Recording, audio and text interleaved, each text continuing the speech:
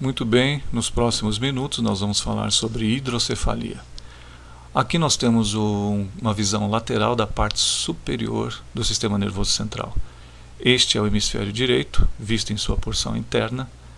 Este é o corpo caloso, um pouco mais abaixo o terceiro ventrículo. Aqui o quarto ventrículo. Comunicando terceiro com quarto ventrículo, nós temos o aqueduto de Sylvius. E finalmente, um pouco mais abaixo, um grupo de orifícios comunica o interior do quarto ventrículo com a superfície externa de cerebelo, cérebro e medula. Ao clicarmos no primeiro botão, o sistema ventricular fica mais evidente. Vamos fazer uma ampliação. Aqui está. Este maior é o chamado ventrículo lateral, que se comunica com o terceiro ventrículo através do forame de Monro. O terceiro ventrículo se comunica com o quarto, situado um pouco mais abaixo, através do aqueduto de Sylvius. E finalmente os forames de Luschka e Magendie permitem que o líquido no interior do quarto saia para a parte externa, banhando a superfície de cerebelo, cérebro e medula. Muito bem, vamos voltar à visão panorâmica. Ao clicar no próximo botão, uma seta amarela vai revelar a dinâmica da produção e circulação do líquor. Portanto, acompanhe. Veja, o líquido produzido no interior do ventrículo lateral se junta ao líquido do terceiro, que vai se juntar ao do quarto e finalmente vai ganhar a superfície externa através desse orifício. Vamos voltar à visão panorâmica. Veja, o líquido é produzido profundamente no interior do sistema nervoso central e precisa ganhar a superfície externa para ser finalmente absorvido por esta grande veia situada no alto do crânio, o chamado seio sagital.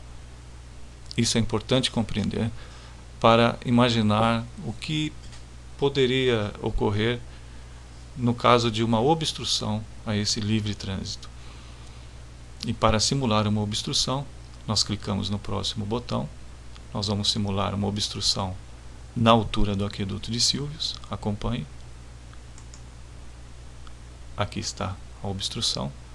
Vamos novamente ampliar. Veja o que ocorre.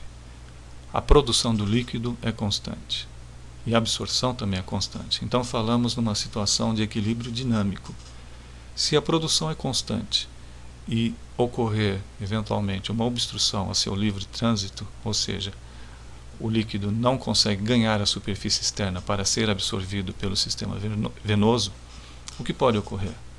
Veja, o líquido produzido no ventrículo lateral se soma ao que é produzido no terceiro ventrículo e, ao chegar na região obstruída, ele não consegue passar. Não consegue chegar ao quarto ventrículo e não consegue ganhar a superfície externa. A consequência disso é óbvia. Vai ocorrer uma dilatação amontante da região obstruída, comprimindo o cérebro contra as paredes internas do crânio. Isto é uma situação dramática que requer pronta intervenção médica, e o que se faz é a instalação de um tubo que vai desviar esse excesso de líquido para uma região distante do corpo.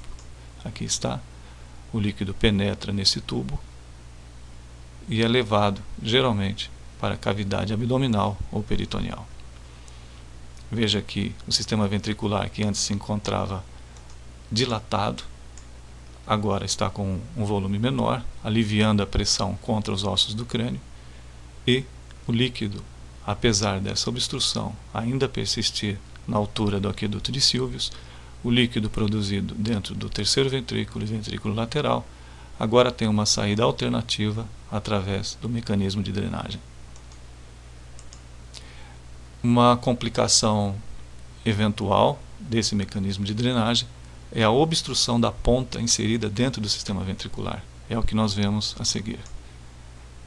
Aqui nós exemplificamos com um coágulo sanguíneo. O líquido deixa de ser drenado através do tubo e o sistema ventricular retorna à sua situação de dilatação, mais uma vez comprimindo o cérebro contra a superfície interna do crânio. Esta é uma situação grave, dramática, que requer pronta intervenção médica para a substituição do mecanismo de drenagem. Portanto, em poucos segundos nós somos capazes de entender o que é o sistema ventricular, de que maneira o líquido é produzido e circula dentro dessas cavidades até ganhar a superfície externa para ser absorvido pela grande veia situada no alto do crânio. Nós vimos também o que pode ocorrer em caso de obstrução desse livre trânsito, que é a dilatação do sistema ventricular. Vimos também de que maneira essa dilatação pode ser tratada ou controlada através da instalação de um tubo para levar o excesso de líquido para uma região distante do crânio, e que esse mecanismo pode sofrer complicações do tipo entupimento e parar de funcionar, levando a uma situação de volta da compressão do cérebro contra os ossos do crânio, requerendo pronta intervenção médica. Portanto, eu acho que nós, em poucos minutos, conseguimos ter uma boa noção sobre essa questão importante que é a hidrocefalia. Eu agradeço a atenção e espero ter contribuído para uma melhor compreensão do tema. Muito obrigado.